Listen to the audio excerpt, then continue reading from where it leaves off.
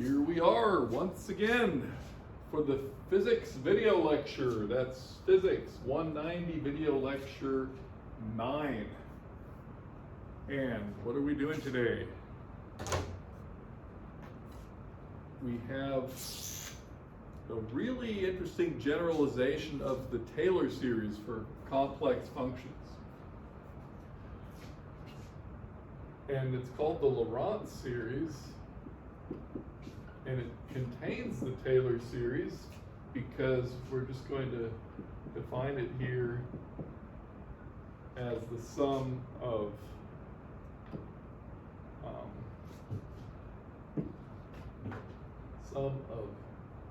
a sub k z minus z sub 0 to the kth power, and the Taylor series would be from 0 to infinity. But here we're going from k equals minus infinity to plus infinity, so we have all those inverse powers as well. And the negative powers, the inverse powers, are also just a generalization of the other ones. So this is using the integral formula. We have 1 over 2 pi I and f of z dz, and we'll go ahead and stay in the denominator here, z minus z0 to the k plus 1 power. So for k goes from 0 to infinity, we already had that for the Taylor series, and now we have the inverse powers as well. And this is closed contour containing the point z sub 0, okay, about which we are expanding. Okay, and I gave a couple of examples of this, and we're going to continue on.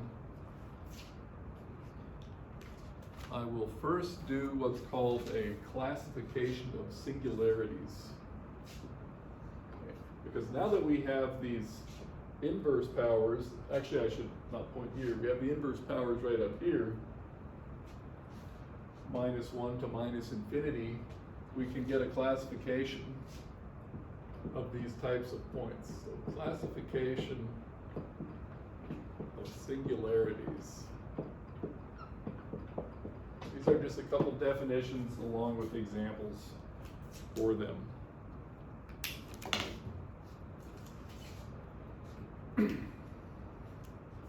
Okay.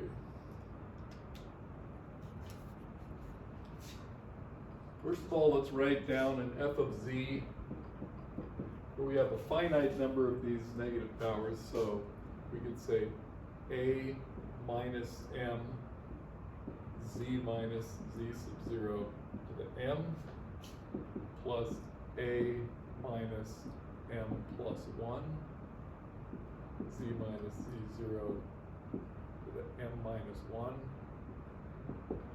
all the way up to a sub 0 plus a sub 1 z minus 0 to the first power, etc. So here would start the Taylor series, and that would be the half of the Taylor series, the inverse powers.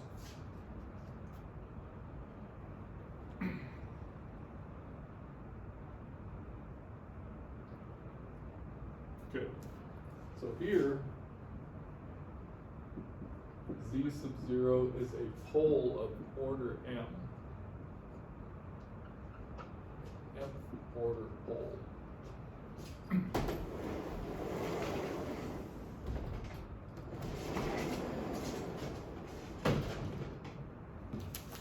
So next we're going to, maybe we should be numbering those, right? 1, that's 1. 2, we're going to look at what's called a removable singularity. So a removable singularity, let's say f of z is not defined at z sub 0. But limit, the limit exists z goes to z sub 0 f of z. Okay. Then we say we have a removable singularity.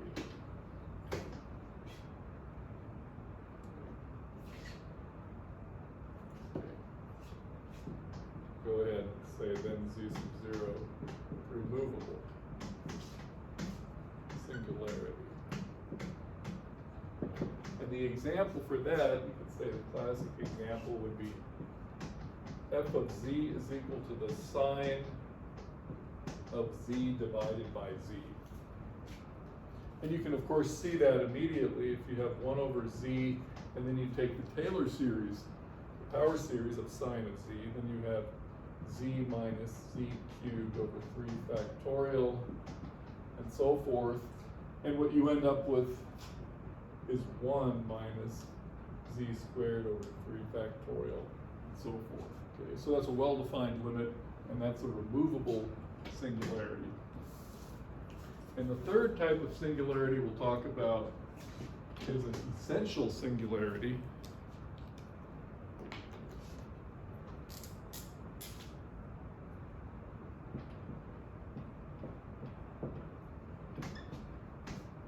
Essential singularity.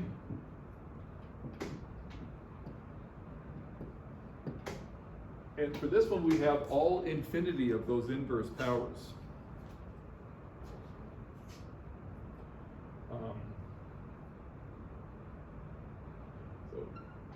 So f of z equals e to the 1 over z has all powers of the inverse powers there, because of course that's sum over 1 over z to the k, 1 over k factorial. So it has all those orders, and it's not a removable. Okay. So not a pole. So all right, z equals 0 is not a pole, not removable.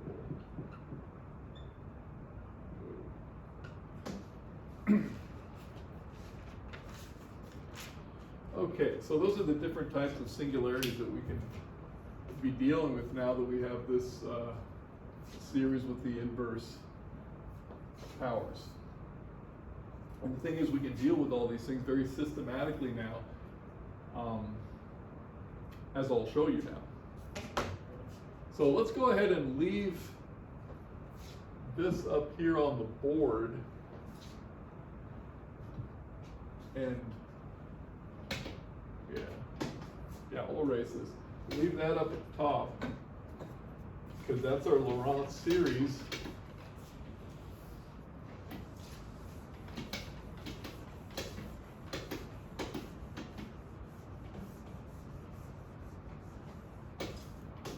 And now we're going to define the residue. We're looking at it.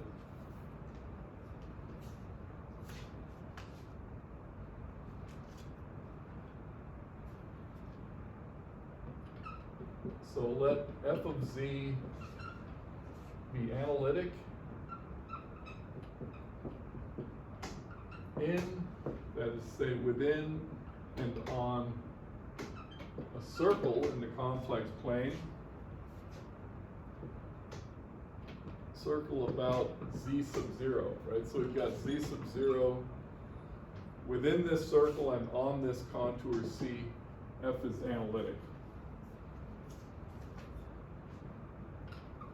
Then we can write down our series expansion here, f of z. Actually, I'm just going to repeat what I have up there.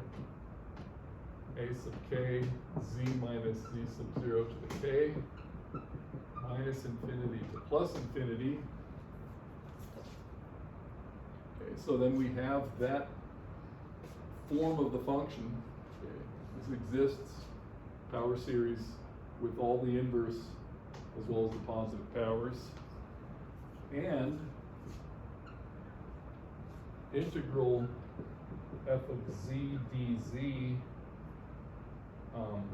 around that circle there is just equal to 2 pi I times a sub minus 1. It's equal to the -1 coefficient here And this -1 coefficient is called the residue.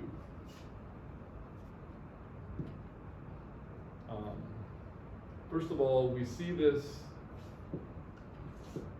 in two ways.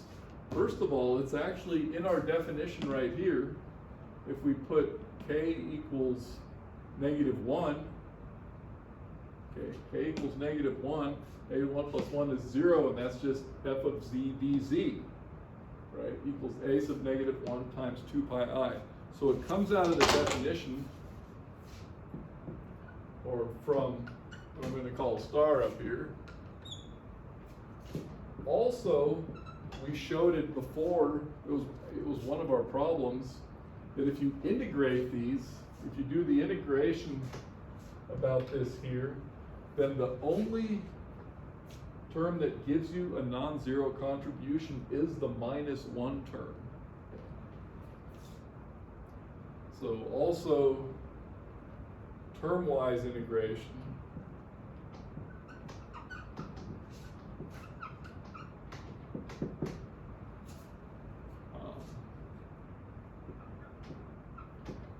gives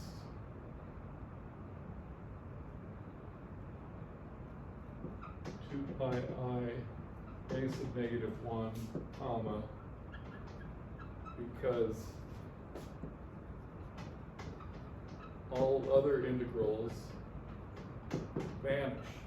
Okay. So this -1 coefficient is a really important one. By the way, what we're about to do and what we're actually looking at here is just going to be the generalization and formalization of the integration technique we did earlier when we started doing contours and looping around the little singularities. Okay, so that's just going to generalize something we did a week or so ago. So do we have this? Yeah. So the coefficient a sub -1 is the residue. So that's important enough. I'll put a box around it called the residue.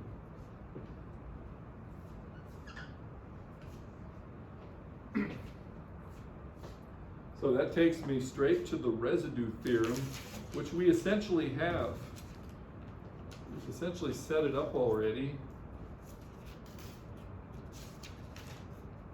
And by the way, go ahead and plug, integrate these, exchange summation and integration, go through the AK, integrate all of these for k equals -infinity to +infinity.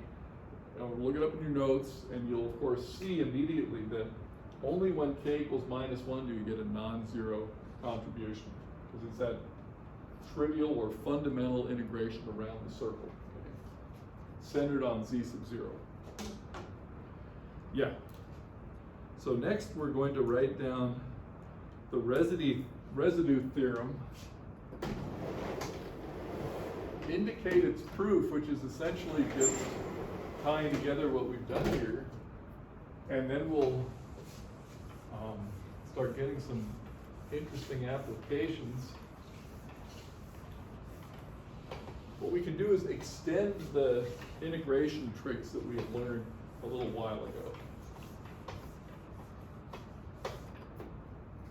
So, the residue theorem.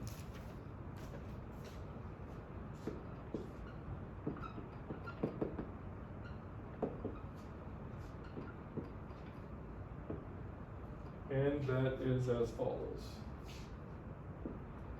So let f of z be an analytic function in and on the closed contour C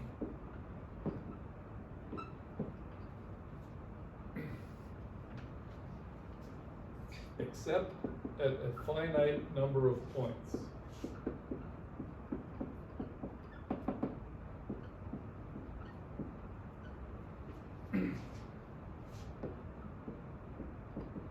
Points, I'll just say z sub k, we could number them from something to something else. A finite number z sub k inside of that contour C.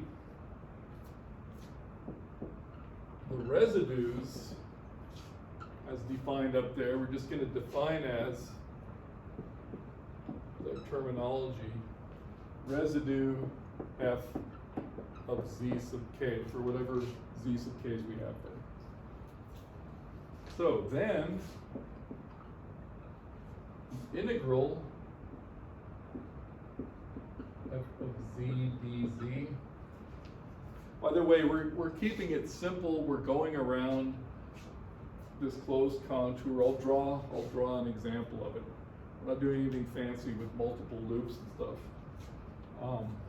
or multiply connected domains. We're just keeping the simple version.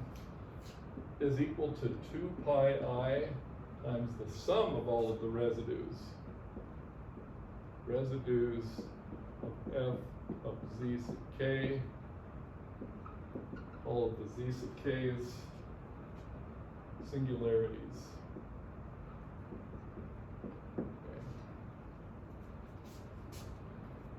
Okay.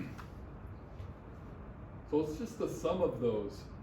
One of our integrations we did a couple weeks ago, however long ago it was, actually made use of this already. So as soon as we had Cauchy's integral formula, we were in this regime where we could do this kind of thing. So we're just going to formalize it and get a few more theorems out of it.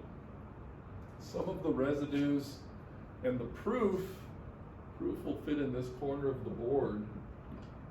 Proof idea. So here is our contour C, and we have a bunch of these z sub k's. 3 is going to be enough for our purposes. How about a fourth one? Okay. So we've got 4 of these, and what we do is, since we're analytic in and on this closed contour, except that these finite points here, we just put some circles around them. And go ahead counterclockwise in here, clockwise around, right? These 2 adjacent branches cancel. So we just got to find some way around this thing. Okay. Now this integral here, for the entire path, is going to vanish. Okay. Which means that the integral around the outer contour plus all these integrals here are going to equal 0, except, oops, I got the orientation wrong here. Right. These are all clockwise inside here, and so the outer contour is actually going to equal the sum of the inner contour integrals. And we'll just put that in words. So the idea is that each singularity here, we expand in a Laurent series. And then we pick off the residue, because that's the a sub -1. It's the only one that gives a contribution. So I'll just put this in words.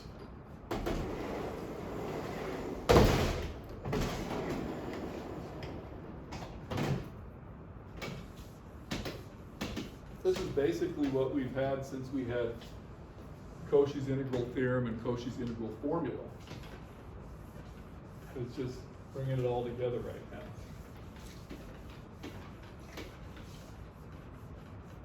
So I'll just put here some words to go along with this. So at each singularity, singular point, we expand our function. F is expanded in a Laurent series. Okay. So you're expanding the Laurent series at each point. The integral around each individual z sub k. So each individual one equals 2 pi I times a sub minus 1 for each one there, and you just sum them up. Okay.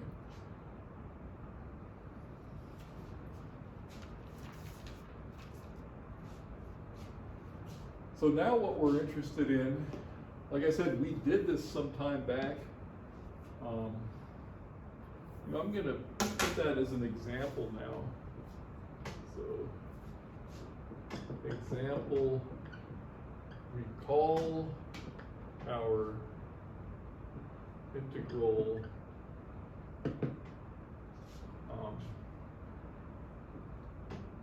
integral dx 1 plus x squared.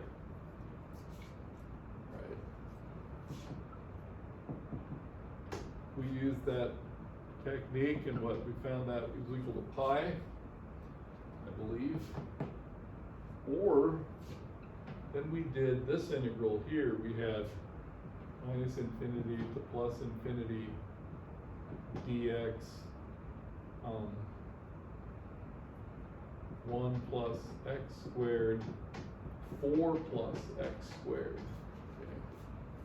And if you remember, for this one, we had poles at I and at 2I. And just using Cauchy's integral theorem, really, Cauchy's formula, we came up with this thing right here. Okay. And yeah, that's what we did. We have the circle around there, And so we were able to replace this because as R went to infinity, this thing, the arc contour delivered nothing in our integration. We were just left with finding the integral along the axis by evaluating those two. Okay, so now we just have a formal statement of that, and what we have to do next is find some techniques for getting the residues. Okay. These were the basic kind that you could just see without any particular work involved. So my next section here is going to just be about residues.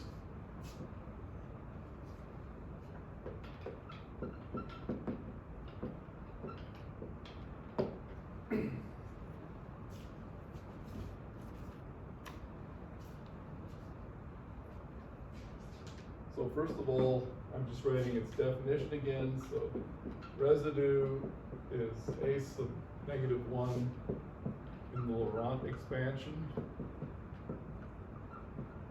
If you're about, you're about a particular point. So residue f of z sub 0 equals a sub -1 in the Laurent expansion about z sub 0. Okay, so there's our residue.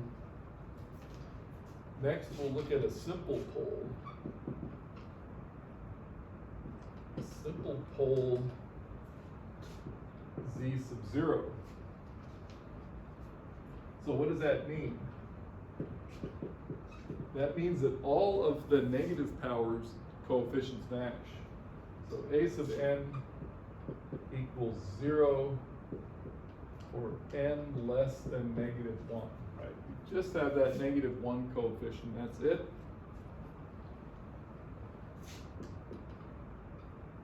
Then the residue of f of z sub 0 is equal to the limit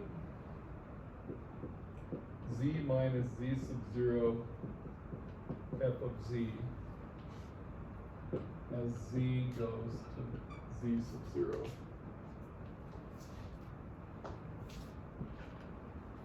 So you just take the limit. Because you've got that a sub -1, you multiply that, and that's what you get. Okay, that's going to be your a sub -1 here. So that is clear. Now, higher order poles can also be dealt with. So I'm numbering things, we'll call this 0.3 higher order poles.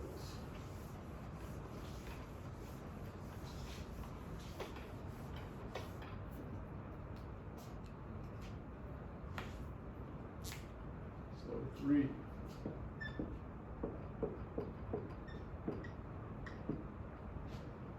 Higher orders. So now what we're looking at is a Laurent series that looks like this. F of z is equal to a sub minus m, z minus z sub 0 to the mth power, and then increasing. So a sub minus m minus 1, z minus z sub 0 to the m minus 1 power, and then we keep going, and then we end up finally with a sub 0, a sub 1, z minus z sub 0, and so forth. So we're thinking of a Laurent series that cuts off here at minus m, and the rest, this is all the Taylor series, goes on as far as it goes.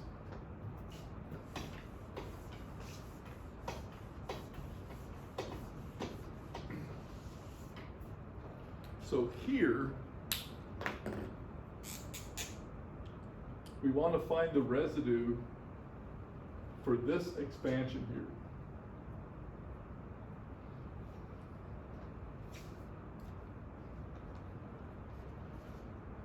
So what we're going to do is take, this is not a good pen.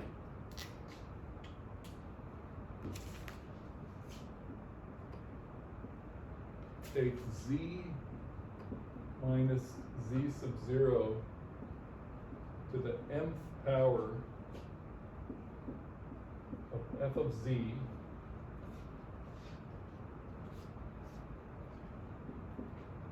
and looking at what we have here, this is going to be a negative m plus a negative m minus 1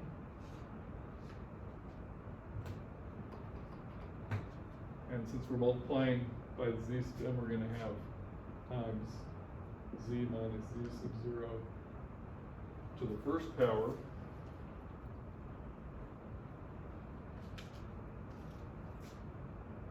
And see that in my notes I'm writing it the opposite. It makes no difference. We canceled out m of those, so we have z minus z 0, a sub minus m minus 1. And we keep going there, we get higher powers, and we end up with plus and so on, plus z minus z sub 0 to the m minus 1, a sub minus 1. And then we keep going with the higher powers, right? We just multiplied through by z minus z 0 to the nth power. Okay, this one had an inverse power, now it's got m minus 1 in the numerator. And differentiate as follows. What we get is the following. I'll just write it down. Okay. I'm just going to put the formula down and we'll discuss it. So if we take 1 over m minus 1 factorial, the m minus first derivative of this expression here, z minus z 0 to the m f of z, you can see what's going to happen. We're taking m minus 1 derivatives. When we get here, we're going to get rid of all of these powers and just have a negative 1, the residue left over. And of course, each time we do it, we bring down the power m minus 1, m minus 2, etc. And that's where the factorial comes in the denominator. So if we do these derivatives, we cancel out the factorial in the denominator, and this is exactly what we were looking for, a sub minus 1. So that's a formula for higher order poles, very useful.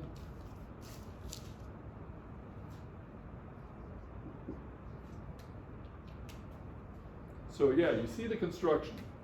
I'll put a box around here. This is a useful formula. We'll try these out in a minute. All these proofs work the same way. We just assume that the Laurent series exists, and then we take it in here and then get various results out by that. Good, so that is, and actually this example also contains the example for the simple pole. So this is an important technique for getting residues. We'll do it on our simplest example in a little bit. I have one more, maybe two more.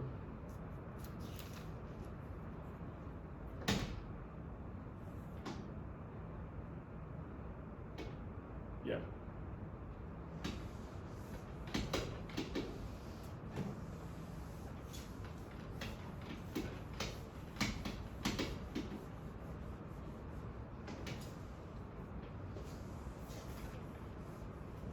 So I'm numbering these, so this is point 4. So the fourth point, suppose we have f of z is a quotient function, so it's a p of z divided by q of z. And what we're going to say is q of z has a zero, a first order zero. Okay. Q of z itself doesn't have a pole. It's in the denominator. It has a first order zero. It has a first order zero, and Q of z has a first order zero at z sub 0. P of z sub 0 is not equal to 0. So in that situation, this quotient function, let's just write quotient here.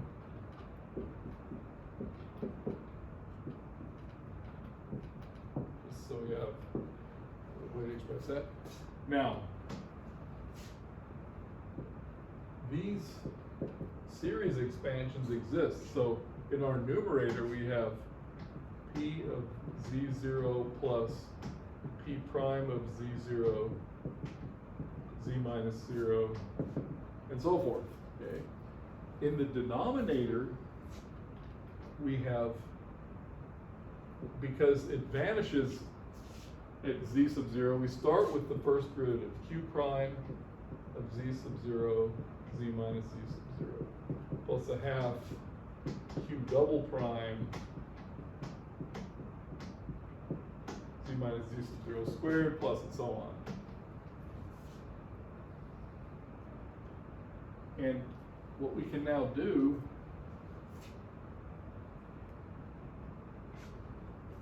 is divide, no approximation yet, we're just going to divide by z minus z sub 0 everywhere. So f of z is equal to P of z sub 0, z minus z sub 0, plus P prime z sub 0, and that cancels right there. In the denominator, it's q prime of z sub 0 plus 1/2 q double prime z minus z sub 0, plus and so on. Okay. So now in the limit as z goes to z sub 0, I will just draw the limit here. Goes z sub 0. What are we left with? We're left with P of z sub 0 divided by q prime z sub 0 times 1 over z minus z sub 0. And then other terms. If you were to expand those out, if you're close enough to z sub 0, this would be your leading term. Okay. And that means that this is the leading term, or the a sub minus 1 term in your Laurent series, okay? And therefore, your residue is right there. So, a sub minus 1 is p of z sub 0 q prime of z sub 0. So that's also a formula that you can use for functions of this form here under these conditions. This one can also be generalized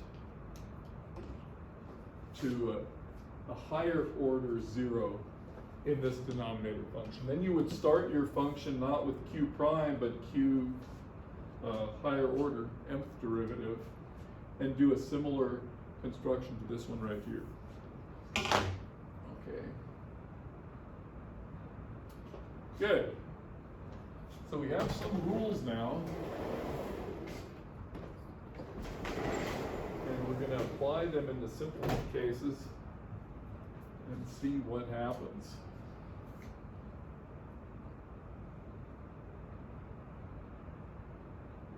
Good.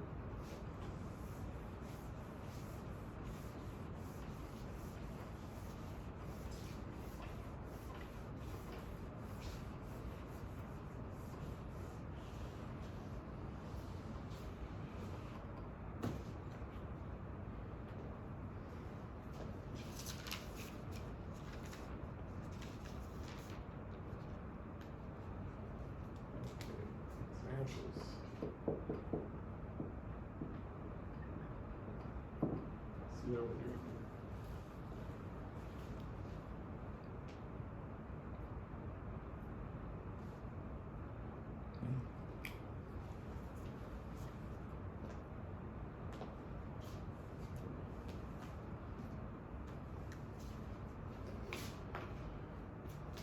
Okay, the simplest example would be this integral here,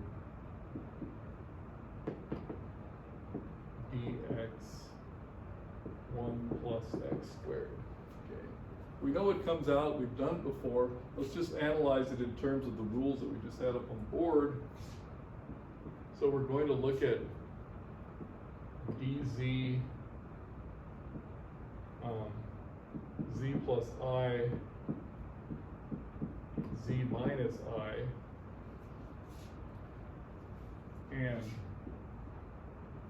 we know that we've got our pole at I there. This is our integration path. We know that there's going to be 0 contribution here as r goes to infinity.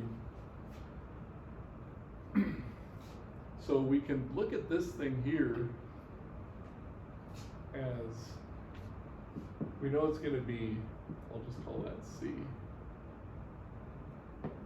2 pi I residue, okay?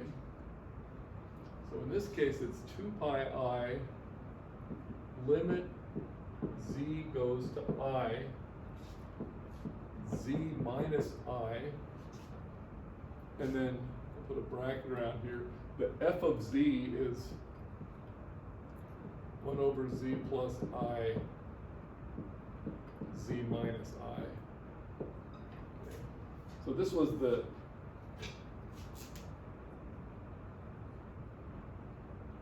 this was z minus z0 f of z. Okay. And in this simplest case, you just take that limit. So these cancel, and you end up with 2 pi I, and then z goes to I, 1 over 2I. And that, it cancels, you get pi. That was our result. Okay. So we did that last time, just not explicitly in terms of the formula. The next one is going to be integral dx 1 plus x squared squared. Okay. And so, same path, except we have a second order pole here, not a first order pole. Simply by construction we have a second order pole. So we're going to integral C, I could call it C sub r like we had there, dz, and now it's z plus I, z minus I, and we're squaring that, so we have it again here, z minus I. So now what was this going to be? This is going to be 2 pi I limit z goes to z0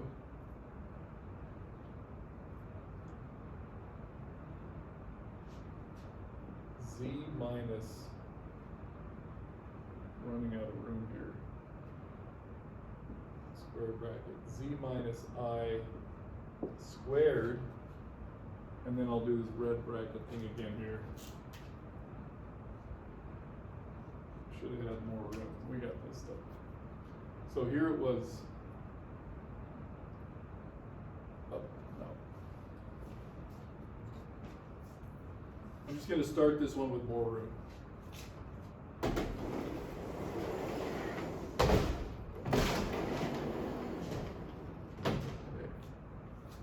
Not yet. Okay, let's do this one with a little more room.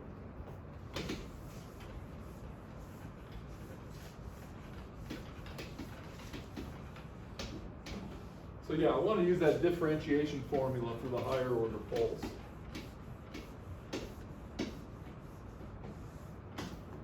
And actually, before I do that,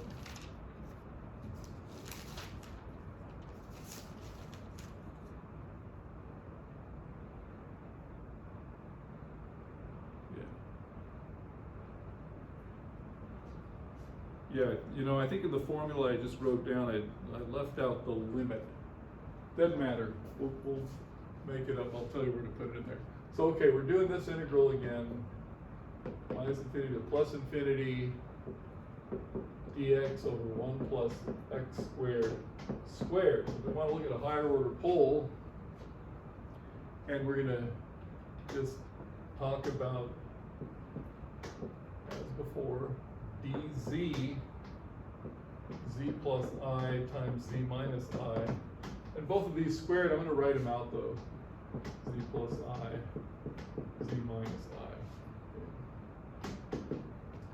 And now the idea is that we've got 2 pi I times the residue of the integrand times the sum of the residue times the residue of the integrand. Z sub 0 z sub 0 is equal to I. Okay. Good. Now our formula is this, 2 pi I, and then we've got z minus z sub 0, so that's z minus I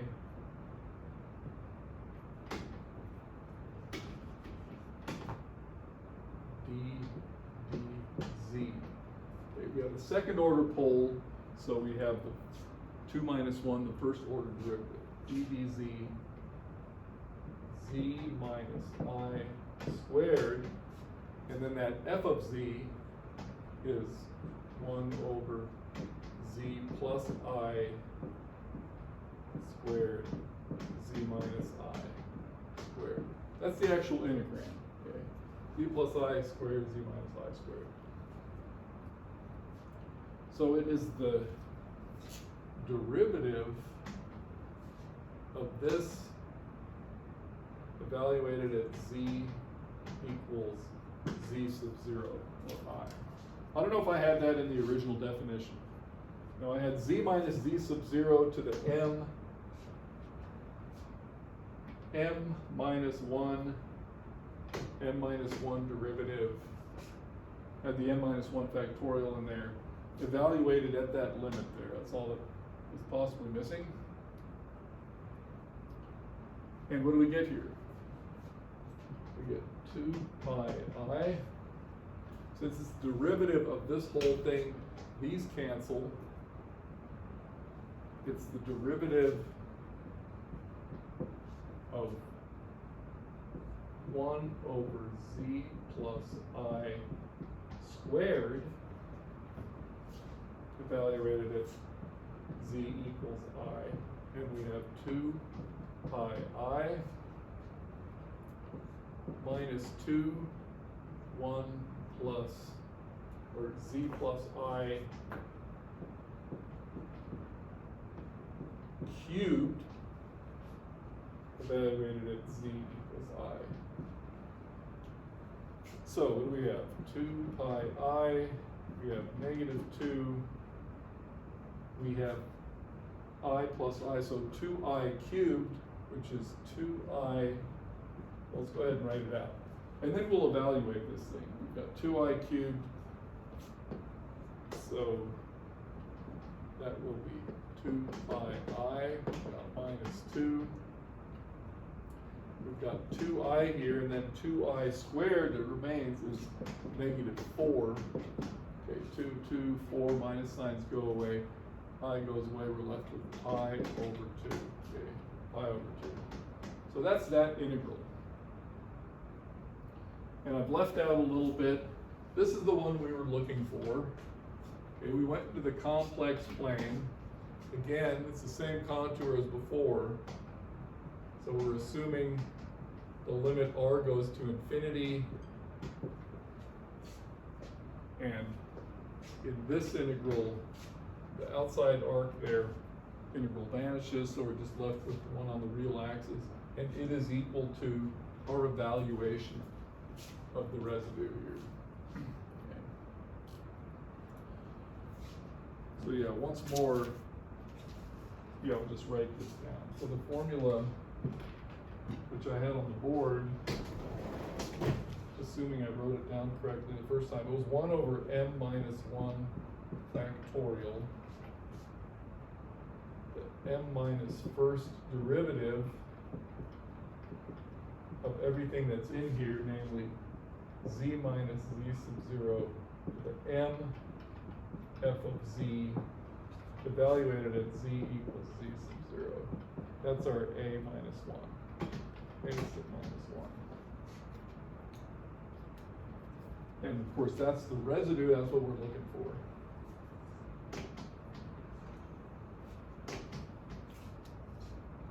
Good.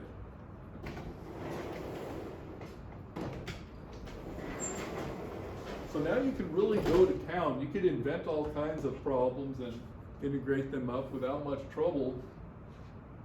Let's see how much time we have left.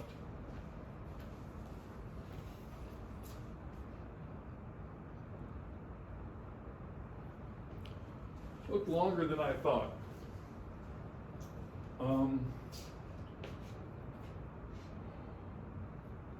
I just want to spend a few more minutes talking about where we're headed. We'll do a few, maybe several more lectures.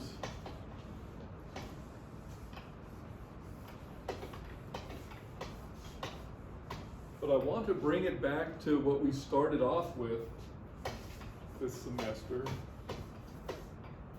So I'll just write here next.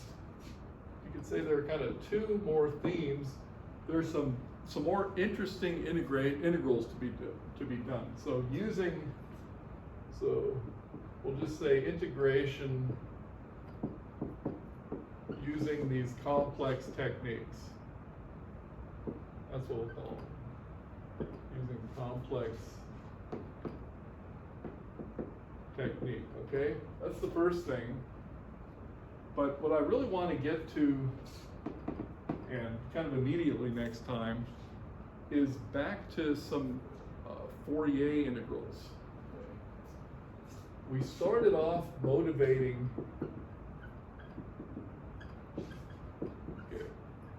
integrals. We started off motivating the whole subject because we had done some Fourier integrals and we ended up in the complex plane. Okay, so now we have some powerful techniques and we want to bring it back to physics proper. And so our you could say our project is to do so Fourier integrals and the damped driven harmonic oscillator. I'll just write the damped driven oscillator. Okay. Because that'll bring us back to concrete problem that we've already worked on before. And we'll see, we'll see some interesting stuff. Okay, and we'll add a couple techniques to this. The fancy and interesting integration techniques that you can do are just, they're also worth it. But we're going to bring it back to physics. So I'm going to write down those integrals and kind of tell us where we're headed with this.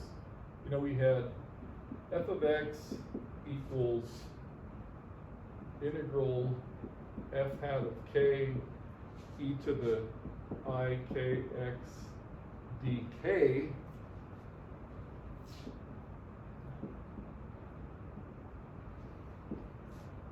And we had f hat of k, the Fourier transform was 1 over 2 pi minus infinity to plus infinity f of x e to the minus I kx dx. Okay. So the first thing we're going to do, instead of talking about x and k, our oscillator, we're talking about times and frequencies. Okay. So next, we're going to translate these things so we can say f of t is equal to integral f hat of omega e to the I omega t d omega, and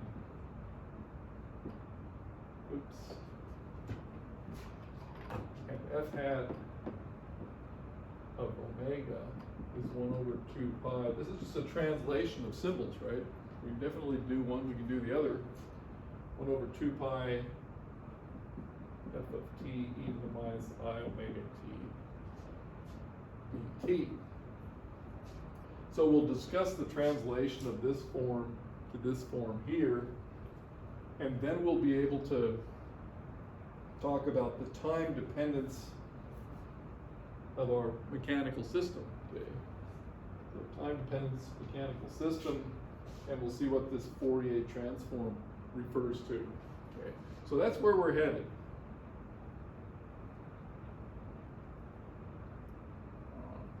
And what we'll see is there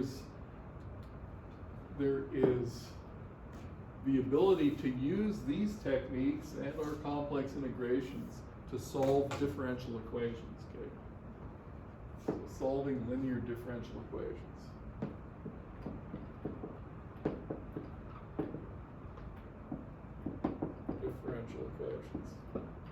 So this is a really interesting topic because these poles here, we're already used to singularities in the complex plane. They will actually take on physical meaning. They'll have parameters that send them wandering around the complex plane. And so that was our goal the whole time. And you know, we've demonstrated everything. You know, I wouldn't tell the mathematicians that this was a rigorous course, but there's nothing that I've discussed here that we haven't given a reasonable proof idea. Okay, good. So that's what we're doing next, and when we're done with this, then we'll have gotten gotten what we set out to do. Okay, talk to you guys later. See you next time.